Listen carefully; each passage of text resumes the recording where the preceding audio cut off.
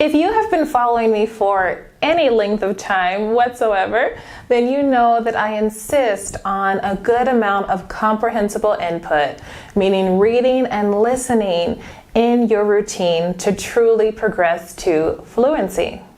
But what if you've been doing that and you're still not seeing a lot of progress? Could it be that you're doing something wrong? Let's talk about it. What's up, language leaders? Welcome back to another video. My name is Erica. If you're new here, bienvenidos. My mission here is to help you love, learn, and live the Spanish language naturally. I wanted to hop on here today with a very simple but profound message if it applies to you, because I am seeing this more and more frequently. Now, many people nowadays are recognizing the fact that they cannot learn a language exclusively with their teacher, with their tutor, with their language learning app. They realize that they need to do more. And this is where comprehensible input comes into play. It's that exposure to the language at a level slightly above what you're able to comprehend, so that you can continuously increase your vocabulary, seeing those words in context, which allows your learning to begin to increase exponentially. But sometimes I hear, I've been doing a lot of comprehensible input and I am able to understand a lot more, but I am not progressing with my speaking. So I just want to take a brief moment to kind of put this into perspective for you. So, do you drive? If you do, can you think about how many times you spent as a passenger in a vehicle before you ever took the wheel?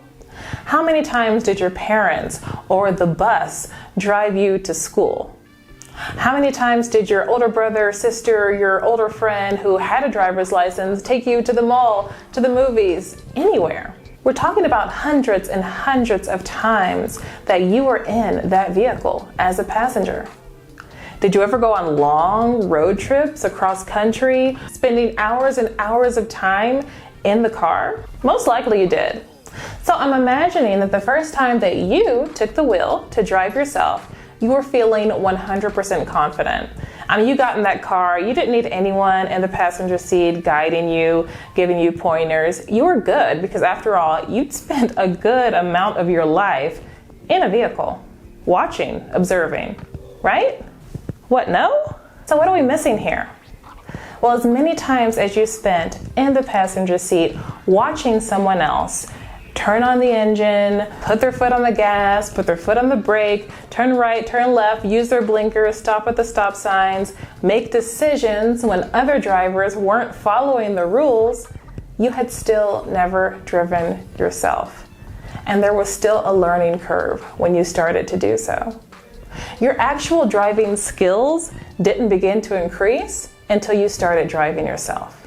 But let's be real, with all of that observation, were you in a better position to start driving than a person who had never been in a vehicle, didn't know what the basic parts of the car were and how to work them, never seen another person having to make those decisions as they are driving?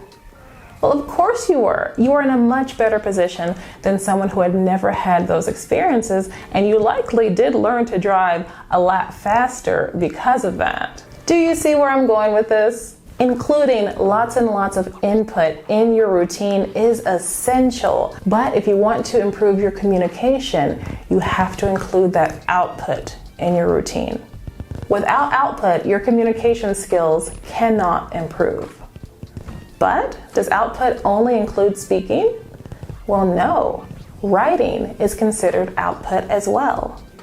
In fact, writing, I have found, is the most overlooked, undervalued skill, but it can be very useful because it prepares you for speaking.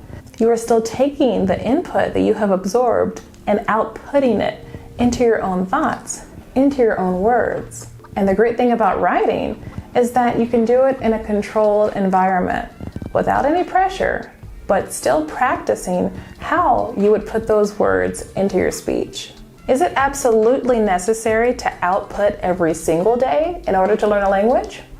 Well, no, it's not. But why do I recommend that then?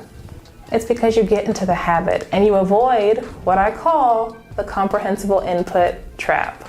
See, the comprehensible input trap is when we convince ourselves that our reading and listening are the only things that we need, and we go day after day, week after week, doing nothing else. Are we hearing that sentence structure? Certainly. But are we practicing communication? Are we practicing recall and not just review? Well, not really.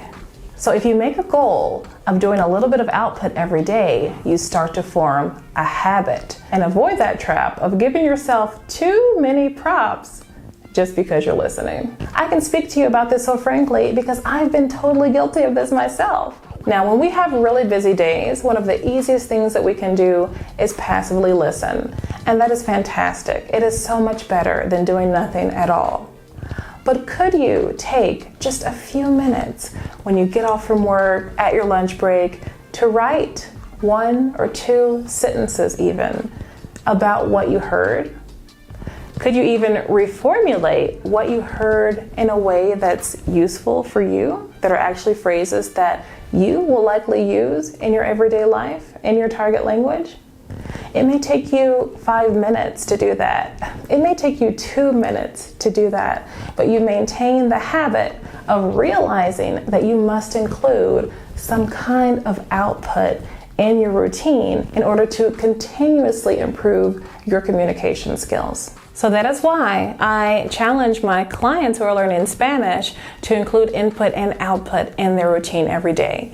I challenge myself learning French to include that input and output every day in order to form that habit. And I'm going to challenge you to do the same thing.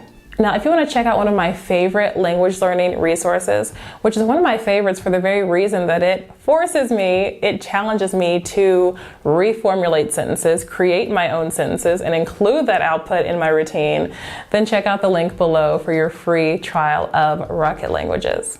And if you're learning Spanish and you're interested in a comprehensive study plan that is going to include both input and output, of course, then don't forget to download my Spanish Fluency Blueprint, also linked below.